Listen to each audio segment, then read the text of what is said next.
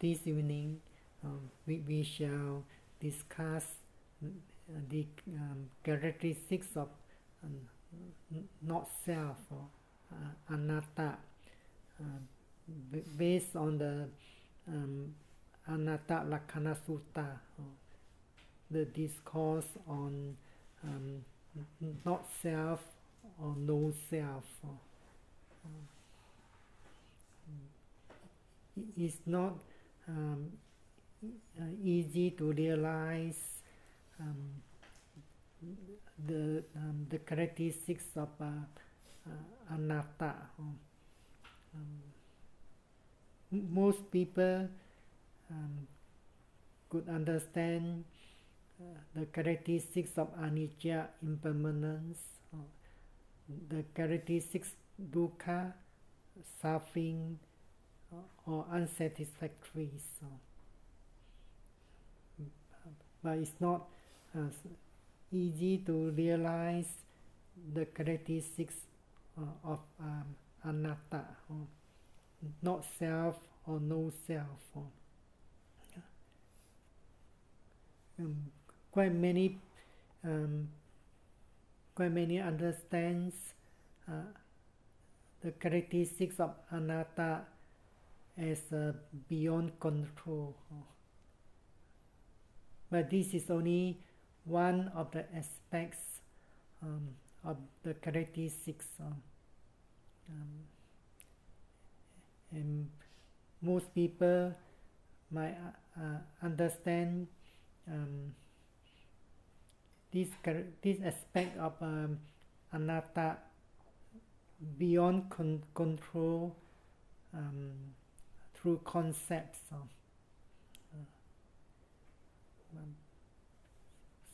So sometimes meditators might think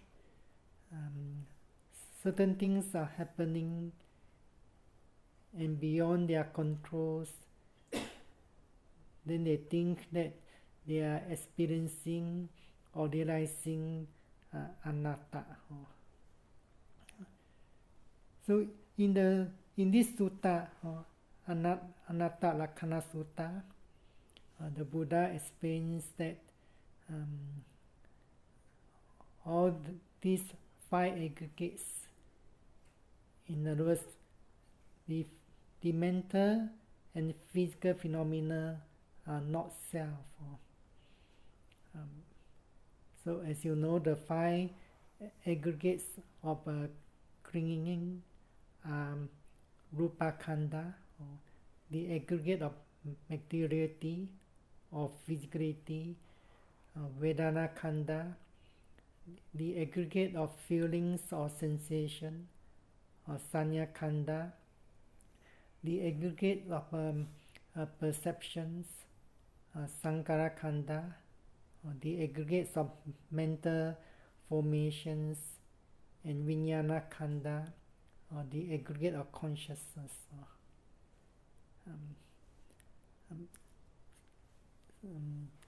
So in order to understand better the truth of anatta, we have to understand that those who do not realize the ultimate truth, you hold the idea or the notions of atta. In other words, there's a self, a soul, that's able to exercise controls. Some people take the atta as permanent, indestructible. This is because they have not yet realized the truth of conditionality. In other words, everything is arising due to conditions,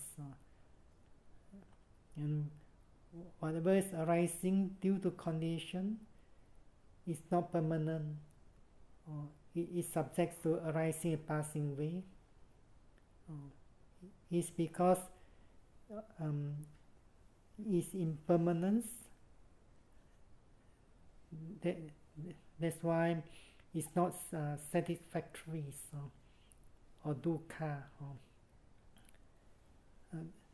So we can understand the characteristics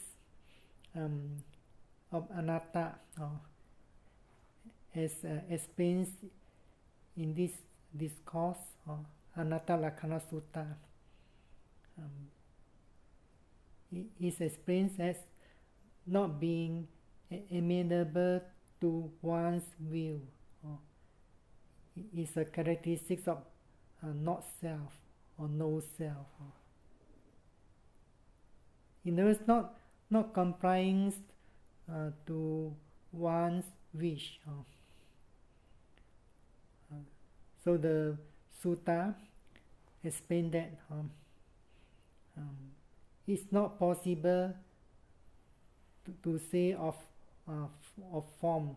Form is rupa, the body. Let my body be task. Let my body not be task. Let my body be task, in other words, in the best of conditions. Let my body not be task, in the words, not in the worst of conditions. So as you know, it's not possible. The form of the body subject to decay, old age, sickness. So, in the words, because it's not amenable to one's will, then it tends to afflict. Afflict means cause pain and suffering. So in other words, afflictions is another characteristic of not self. So similarly, we cannot say of the feeling, let feeling be task, let feelings not be task.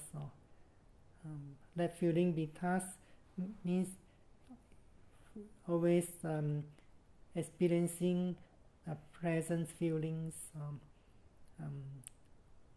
Not be task means not experiencing any unpleasant feelings. So it's because it's not complying to one's will. So that's why it tends to afflict. It causes pain and suffering. But it's not enough to understand these aspects of not self or no self. The sutta or the discourse explains further. So this discourse was given by the Buddha to the 5 ascetics. First, the Buddha explains to them the 4 noble truths. In the sutta, Dhammacakkappavattana Sutta, and the 5 ascetics attain the first stage of enlightenment. And when Buddha explained to them Anatta Lakkhana Sutta, they attained the highest stage of enlightenment or arahantship. So the Buddha asked them, what do you think, bhikkhus? Is the form, rupa, permanent or impermanent? So the 5 ascetics had attained the first stage of enlightenment, so definitely they know the answer.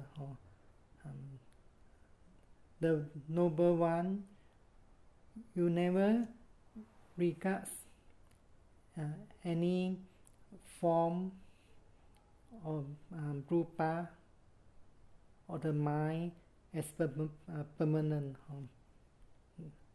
The noble one understand well all conditioned phenomena are impermanent. So they answer impermanent.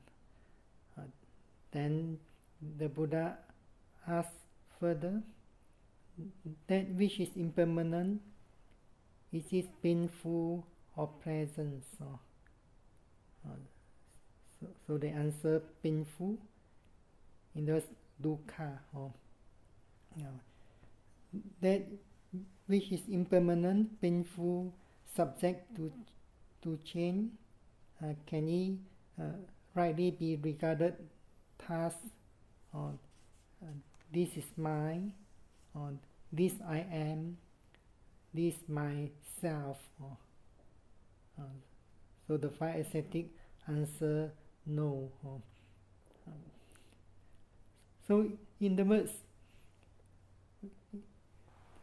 in order to realize anatta, one have to realize clearly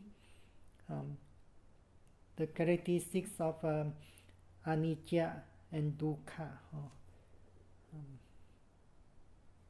It's not possible to realize anatta without realizing anicca and dukkha. So sometimes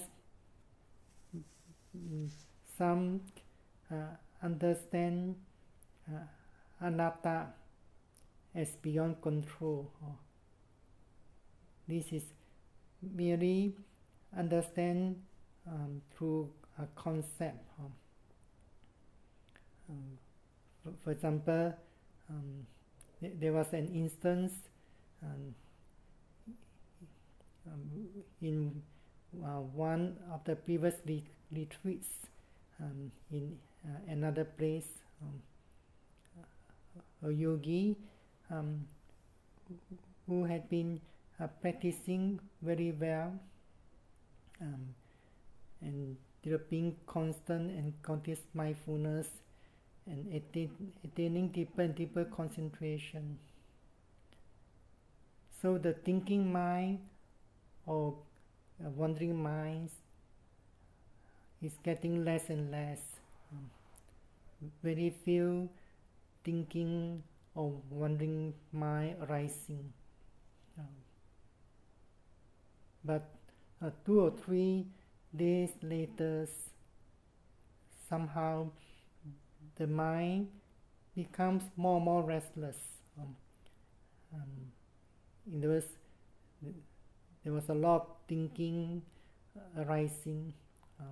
The mind keeps on wandering. So he could not realize what was the reasons. And then someone explained to her that this is also an experience of anatta. So if this is the case, then we may not have to put so much effort to meditate. When the mind getting more restless during meditation, then one thinks that this is an experience of anatta. the mind becomes restless. Sometimes could be due to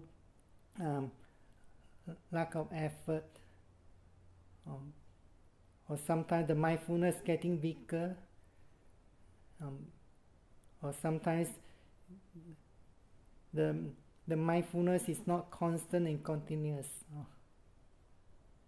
So this is not an experience of anatta.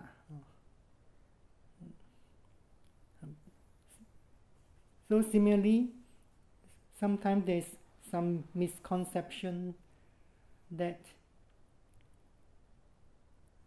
when the form of the body or the form of the arms or the forms of the legs has disappeared, then some may think that this is an experience of anatta, in other words, seeing no form. But seeing no form is not an experience anatta. The Brahmas in the formless world do not have any form. They do not perceive any form. Yet they are not yet enlightened. So meditators have to understand correctly in order to realize anatta. They also have to see the characteristics of anicca, dukkha clearly. They also have to see cause and effect clearly, or in other words, the conditions, see them, or see the arising and passing away of the phenomena as conditioned phenomena. Everything arising dependent on conditions, and it's because it is arising dependent on condition, it's also subject to passing away.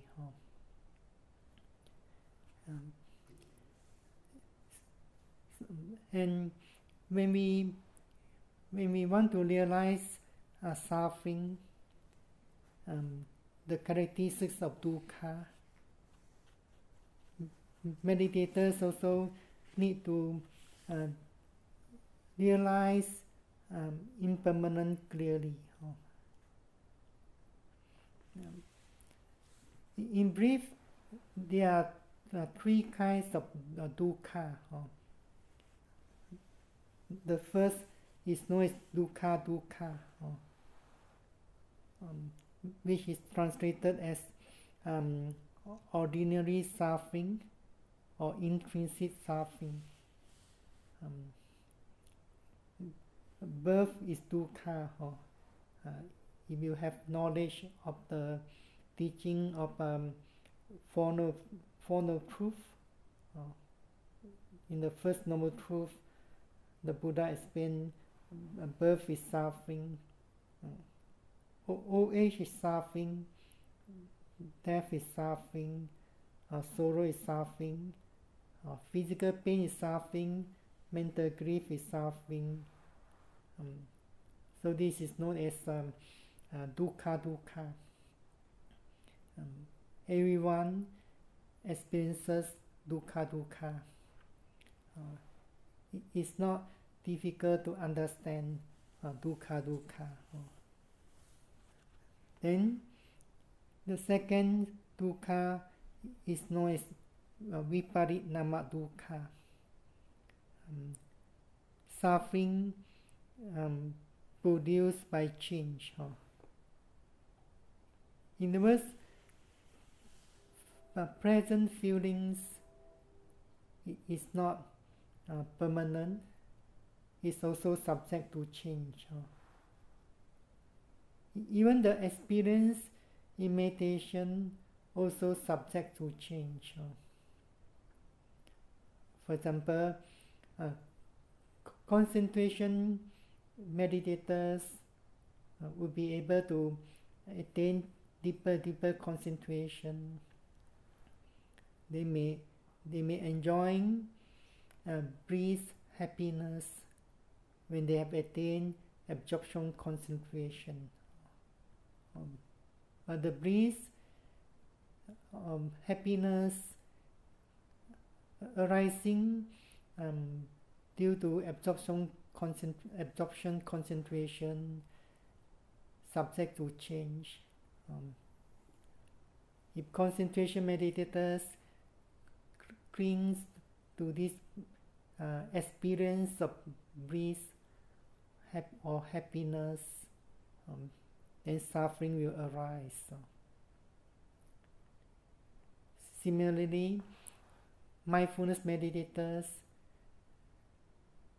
may also experience viparinama dukkha. Sometimes they could develop constant and continuous mindfulness and attain deeper concentration.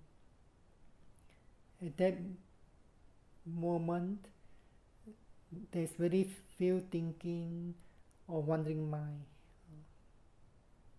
But sometimes the effort is getting weaker, or meditators enjoying the calmness arising due to the concentration and effort getting weaker, then the mind could become restless again. Then there's a feeling of frustration. So this is also viparinama dukkha. Similarly, those who enjoy sensual pleasures, for example, listening to a certain song, do you think that a person will be able to enjoy listening to the same song, one and the same song, for the whole month or for the whole year? It's not possible. One could be enjoying listening to a popular song for 1 week or 2 weeks. Then one would be getting bored listening to the same song again. So one wishes or desires to listen to something new, and so on. So it's not difficult to understand dukkha and viparinama dukkha. But in the practice of mindfulness meditation, Vipassana meditation, meditators need to realize sankhara dukkha. Sankhara dukkha is defined as the characteristics of suffering, which is constantly oppressed by instant arising and passing away of the conditioned phenomena. So it's not possible to realize sankhara dukkha by thinking or analyzing. We can only realize sankhara dukkha through the practice of mindfulness meditation, Vipassana meditation. So if a mindfulness meditator aspires to realize sankhara dukkha, then one has to develop a constant and continuous mindfulness for longer and longer period of time. In other words, one has to develop moment-to-moment mindfulness. So, when meditators is able to develop moment-to-moment mindfulness, then one also realizes the concentration is also lasts for a moment. It's because every phenomenon is arising and passing away very instantly. It's not possible to mindful and concentrate on one phenomenon more than a moment or more than a second. Then that experience of meditation also being carried forward from moment to moment. So in that way, meditators will realize sankhara dukkha eventually. So even though meditators experience, for example, physical pain or physical discomfort, as long as meditators have not yet realized the instant arising and passing away of the physical pain, meditators have not yet realized sankhara dukkha. Meditators are merely experiencing dukkha, the physical pain. So when meditators could realize sankhara dukkha, then meditators come to realize the first noble truth. The meditators will be able to experience anatta as well. So meditators have to realize the three common characteristics. So when meditators could realize every phenomenon is arising and passing away by itself. In words, they realize them as a nature process.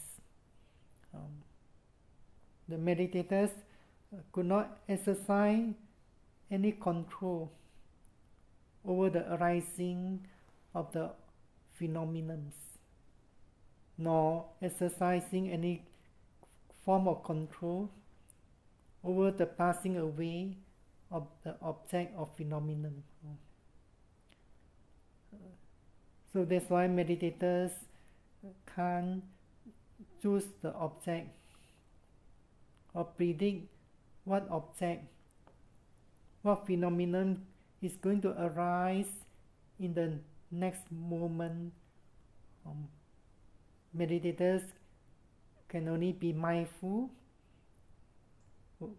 whatever object is arising at that present moment. For example, when meditators are mindful of the rising movements during sitting meditation, when the process of rising movements has disappeared, meditators can't predict that in the next moment there will be another process of rising movements, or there will be a sensation arising. So meditators can't expect or predict what objects is going to arise in the next moment. So that's why meditators have to keep the mindfulness or the attention of the mind at the present moment. So meditators need to focus the attention at the present moment. If the mindfulness is not yet well developed, then meditators have to put forth effort to direct the mind to the most distinct object that's arising in the body, and be able to mindful and note whatever mental state arising as soon as possible. But when the mindfulness is getting stronger, meditators will realize that the mindfulness is going towards the object by itself, or sometimes the mindfulness is arising almost at the same moment with another object or phenomenon. So meditators sometimes need to follow the mind. Even sometimes the mind moves very quickly to another stronger object. The meditators have to follow the mind. If the mindfulness is easily distracted by less distinct object, then it shows that the mindfulness is not attentive and precise. For example, when meditators are mindful of rising movements during sitting meditation, although the movements is very clear, and then there's a slight pain arising, the mindfulness moves to that pain immediately, even though it's not clearer than the rising movements. So in this case, meditators might have to direct the mindfulness back to the rising movements, which is clearer than the painful sensation. But sometimes when meditators could develop moment-to-moment mindfulness and attain deeper and deeper concentration, the meditators will be able to pay full attention to one object or one phenomenon at each moment. In fact, mindfulness is defined as full attention, or paying full attention to one object or one phenomenon that's arising at that present moment. But when meditators have not yet attained deep concentration, they could not pay full attention to one object. In other words, as meditators are mindful of any object, for example, rising movements, but then the mind is still conscious of other objects. For example, warmth, or hearing some noise or sound. So meditators think that the mind is perceiving 2 or 3 phenomena at a time. But the mind can only perceive one object at each moment. So meditators have to keep the mindfulness with the strongest object which arising in the body. So when they are able to develop the mindfulness so that the mindfulness is perceiving one object at each movement. Then meditators will realize that the mindfulness is a rapid process, arising and passing away very instantly with the object. So when meditators, at that time, when meditators are mindful, for example, rising movements, mindfulness is only perceived as rising movements. The mind is not conscious of other things or other phenomena. If the rising movements had disappeared, in the next movement there's a pain, then mindfulness is only perceiving there's a pain only. The mind is not conscious of other objects or phenomena. And when the pain when the pain disappears instantly, then in the next movement, if the rising movement is clear, the mindfulness appear there, knowing there's a process of rising movements. So in the words, when meditators could realize the instant arising and passing away of the phenomena, then eventually they will come to realize sankhara dukkha. When they are able to realize sankhara dukkha, they will be able to realize the characteristics of anatta. So realization of anatta is not about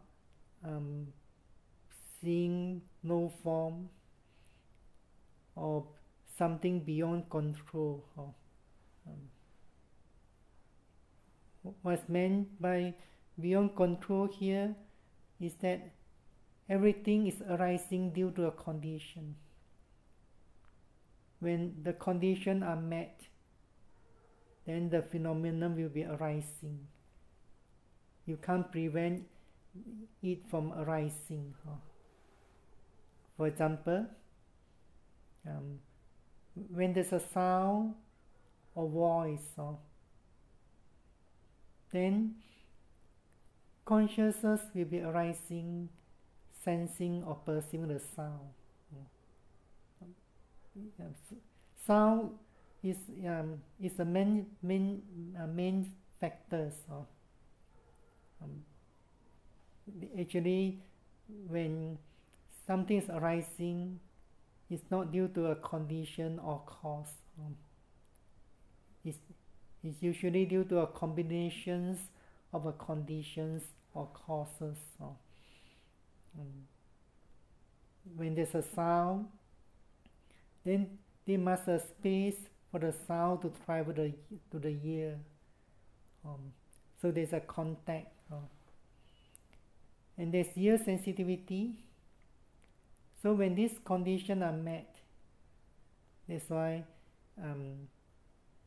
there's a cause for the arising of the consciousness. The consciousness perceiving the sound. So this consciousness is known as hearing consciousness.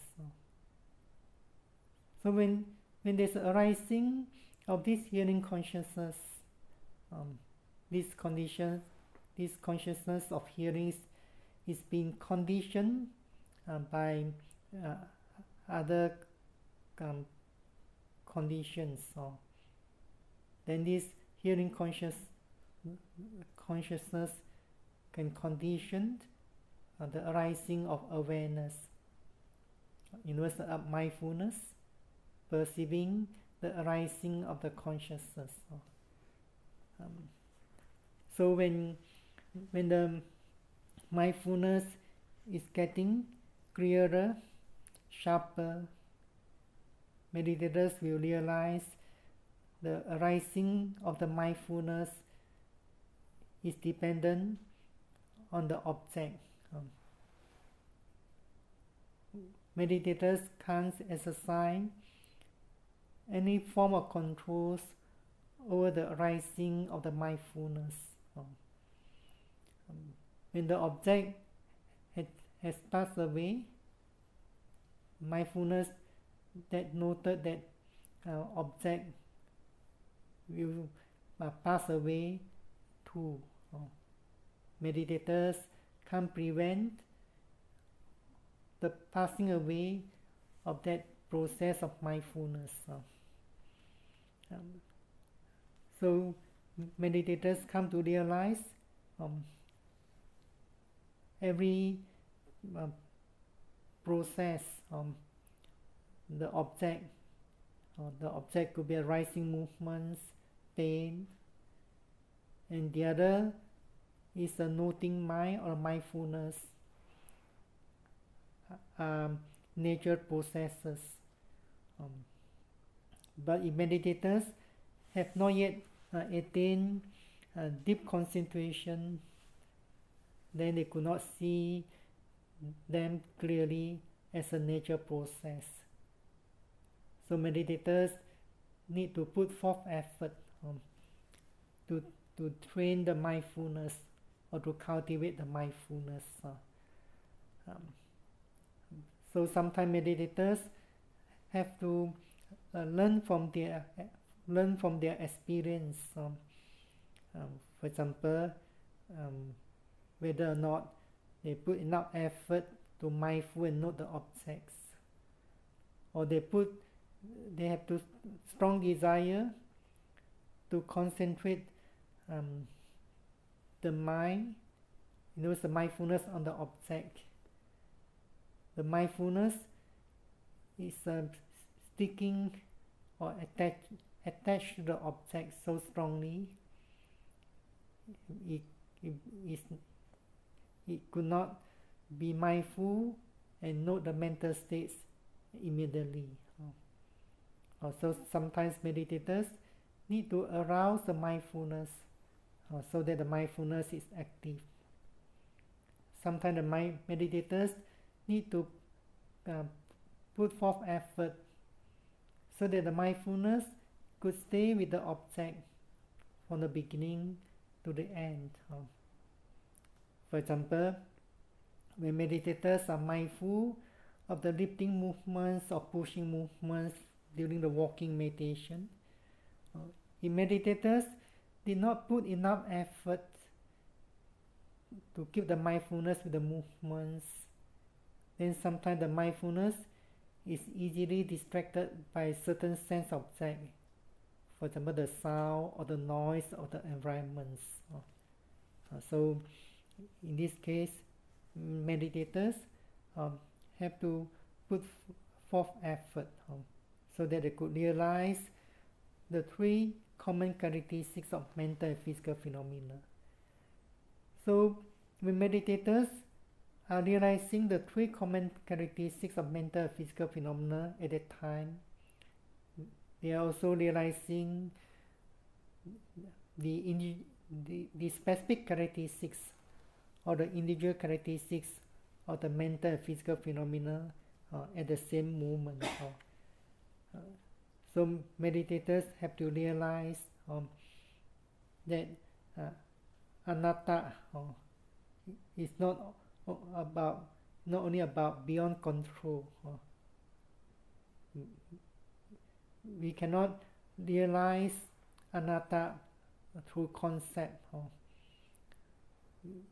We can only realize anatta by seeing them as paramattha Dhamma, ultimate realities. So we can only realize ultimate realities when we have developed constant and continuous mindfulness and attain deeper concentration.